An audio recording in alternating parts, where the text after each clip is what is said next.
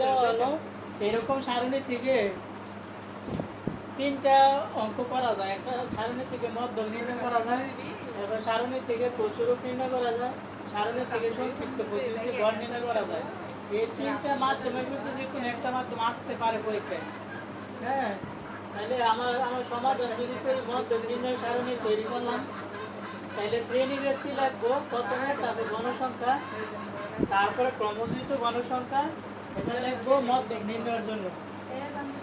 হ্যাঁ, শ্রেণী ব্যক্তি, তারপর গণসংখ্যা, ক্রমযুক্ত গণসংখ্যা তো বুঝছো, 4 সাথে 10 যোগ করলে 4 সাথে 10 যোগ করলে 14, 14 সাথে 18 যোগ করলে 32, এটা এবার গুণাগুণি দিয়ে শুরু করবে। তারপরে এখানে এল এর মান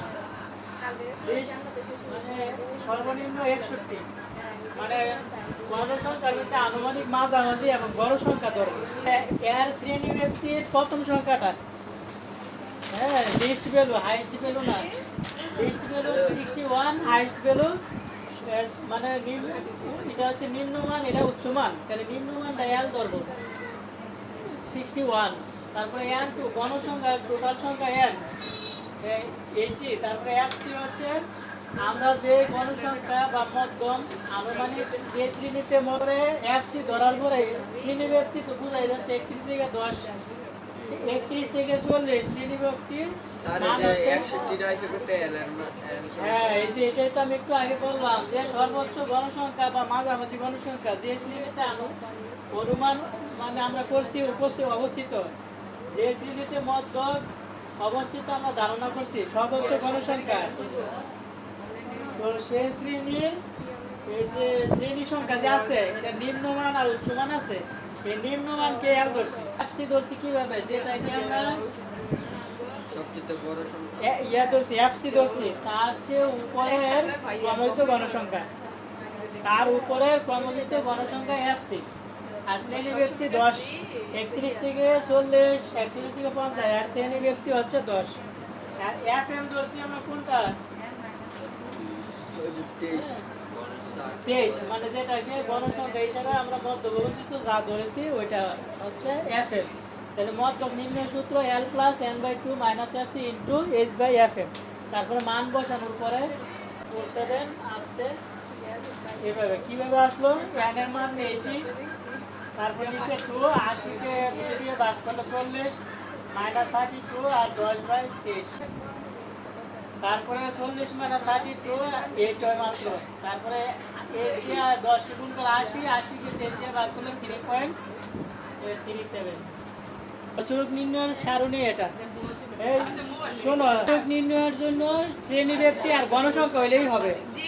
তারপরে লিখতে হবে এল হচ্ছে মানে মধ্যক, মানে সারণীর গণসংখ্যার সর্বোচ্চ সংখ্যাটা বা মাঝামাঝি একটা গণসংখ্যা ধরে নিলাম, যেটা হচ্ছে তোমার এই যে 23, এটার লোয়েস্ট ভ্যালু মানে নিম্নমান হয়েছে 61, তো 61 হয়েছে এল। আর F1 কোনটা বলো, F1 কিভাবে বের করা হয়, মানে শ্রেণী ব্যবধান যেখানে প্রচুরক আছে মনে করছি এটার থেকে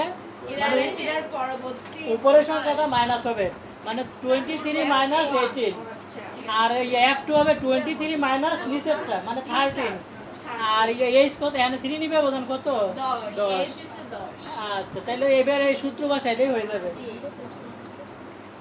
তাহলে প্রচুরক নির্ণয়ের সূত্র মানে সারণীটা খুবই সহজ, শ্রেণী ব্যক্তি আর গণসংখ্যা।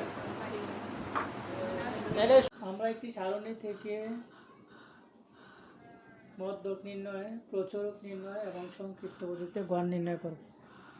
তাহলে এখানে শ্রেণী ব্যক্তি এবং গণসংখ্যা দেওয়া আছে, তো আমরা এর আগে মধ্যক ও প্রচুরক নির্ণয় করেছি। আজকে আমরা সারণী থেকে সংক্ষিপ্ত পদ্ধতিতে কীভাবে গড় নির্ণয় করা হয় তা দেখব।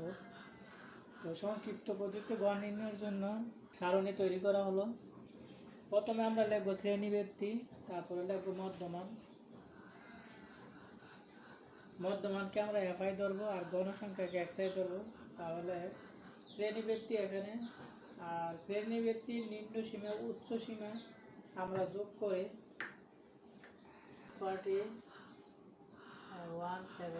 তারপর আবার 2 দিয়ে ভাগ করলে 3 × 6, 1, 5 × 10, তারপরে 1.16 5 × 10, তার মানে 35.5 মধ্যম। আর শ্রেণীবিভাগ ওজন যেহেতু 10 থেকে 35.5 প্রথমটা পাওয়ার পরে পরেরগুলো 10 করে যোগ করা হয়েছে।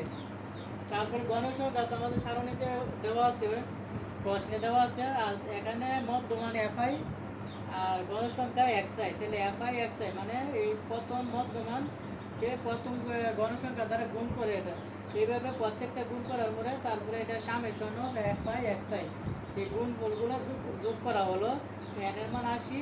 আর আমরা জানি সংক্ষিপ্ত পদ্ধতিতে গড় নির্ণয় সূত্রটা এন সমান সংক্ষিপ্ত গড় নির্ণয় সূত্র গড় সমান summation of f i x i by n. তাহলে এফআই এক্সআই এর মান হচ্ছে উপরেরটা আর নিচেরটা এন এর মান এভাবে ভাগ করার পরে এটা আসবে, মানে সামেশন অফ এফআই এক্স এর মান 5140 আর এন এর মান 80।